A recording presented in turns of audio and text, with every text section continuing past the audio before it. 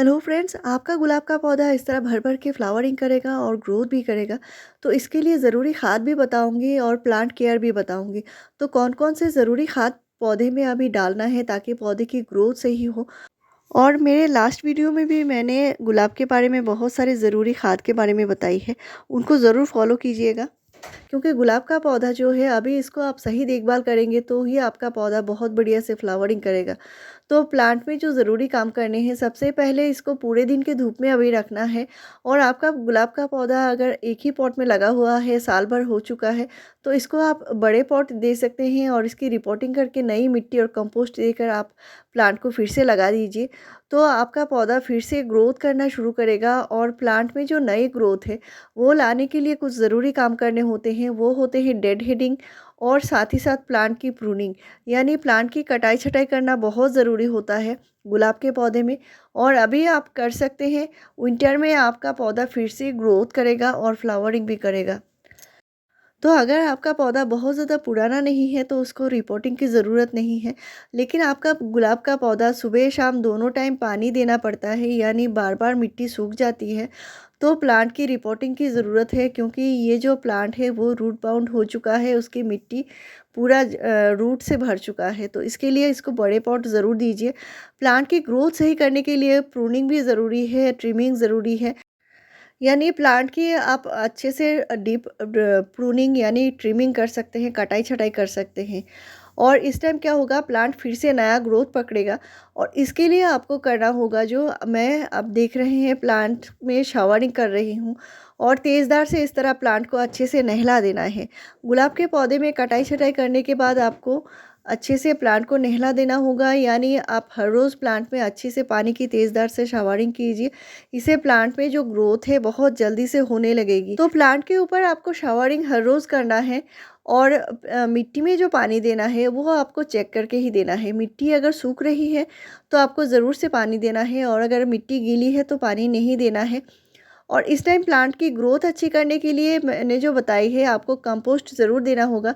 अगर आप रिपोर्टिंग नहीं भी करते तो भी आपको कंपोस्ट देना होगा, कम से कम 2 मुट्ठी कंपोस्ट मिट्टी की अच्छे से गुड़ाई करके मिट्टी में ज़रूर डालिए। आपके पास कोई भी कंपोस्ट हो, जैसे कावडांग हो या बर्मी कंपोस्ट हो, कोई भी कंपोस्ट आप मिट्टी में ज़रूर डालिए।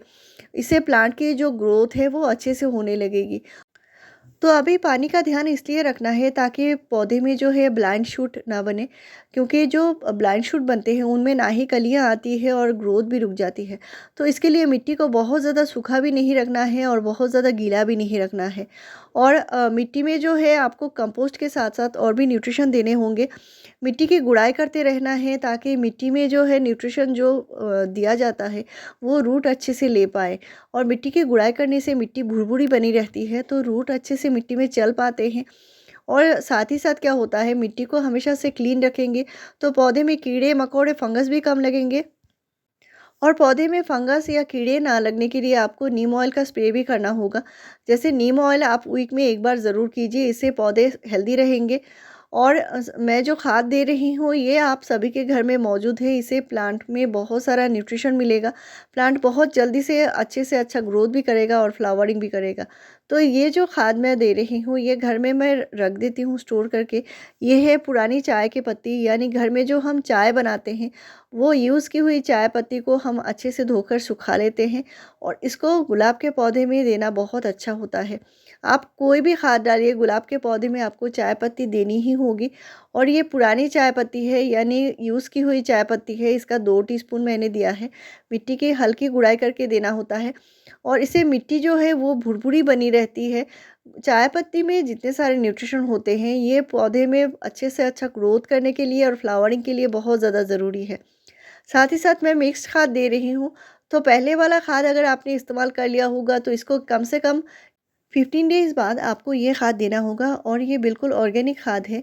तो यहाँ पे मैंने जो खाद दे रही हूँ ये मिक्स खाद है, और इसको कम से कम 2 टीस्पून देना है। इससे ज़्यादा एक साथ बहुत ज़्यादा नहीं देना है। तो कंपोस्ट मैंने बताई है, आपको कंपोस्ट देना ही है, साथ में चाय पत्ती मैंने दे दिया है। और ये क्या खाद है ये भी मैं बताऊँगी। इसको देने का फ़ायदा ये है, पौधा जो है अपना न्यूट्रिशन धीरे धीरे ले पाएगा मिट्टी से, क्योंकि ये स्लो रिलीज फर्टिलाइज़र होते हैं। तो ये जो खाद बताई है इसमें नाइट्रोजन, फास्फोरस, पोटेशियम सारा ही मौजूद है। साथ में ये जो है इसमें माइक्रोन्यूट्रिएंट से भरा हुआ है। तो यहाँ पे मैंने 1 टीस्पून हॉर्न मील लिया है और 1 टीस्पून बोन मील लिया है। साथ ही साथ माइक्रोन्यूट्रिएंट्स दिया है 1 टीस्पून और इन सभी को मिलाकर मिट्टी के साथ अच्छे से मिला देनी है।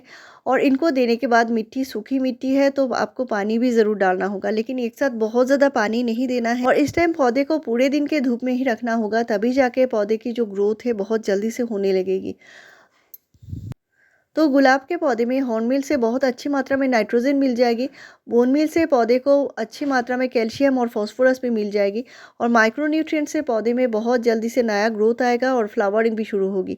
साथ ही साथ पौधे में पोटेशियम खाद देना बहुत ज़रूरी है, तो इसके लिए मैं खाद बना रही हूँ। और यहाँ पे मैंने पानी लिया है, पानी यहाँ पे मैंने ½ लीटर पानी लिया है और इसमें मैंने 2 केले के छिलके डाले हुए हैं। साथ ही साथ 1 मुट्ठी प्याज के छिलके दे रही हूँ और ये जो खाद है ये आपको पोटेशियम देगी पौधे में। साथ ही साथ इसमें बहुत अच्छी मात्रा में फास्फोरस भी होता है, प्लांट में बहुत जल्दी से फ्लावरिंग भी आती है। तो इस लिक्विड खाद का इस्तेमाल करना है कम से कम 2 दिन बाद, यानी प्याज के छिलके और केले के छिलके को अच्छे से डुबा कर रखना है 2 दिन के लिए। इसके बाद इसको छान के 3 से 4 गुना नॉर्मल पानी मिलाकर ही पौधे में डालना होगा। तो आपका जिस भी किसी पौधे में ग्रोथ हो रही है लेकिन फ्लावरिंग नहीं हो रही है, यानी कलियां नहीं बन रही है, उस पौधे में ज़रूर डालिए। बहुत जल्दी से प्लांट में इस तरह भर भर के फ्लावरिंग होगी। यानी जो मैंने पोटेशियम खाद बताई है बहुत ही कारगर खाद है और इसको आपको कम से कम 10 से 12 दिन के गैप में फिर से रिपीट करना होगा, तभी जाके आपको बहुत ज़्यादा फ़ायदा मिलेगा। और इसको देने के बाद आपको बाज़ार से कोई पोटेशियम खाद लाकर देने की ज़रूरत नहीं पड़ेगी। ऐसे ही बढ़िया जानकारी पाने के लिए मेरे चैनल को ज़रूर सब्सक्राइब कीजिए, लाइक, शेयर और कमेंट कीजिए। Thank you.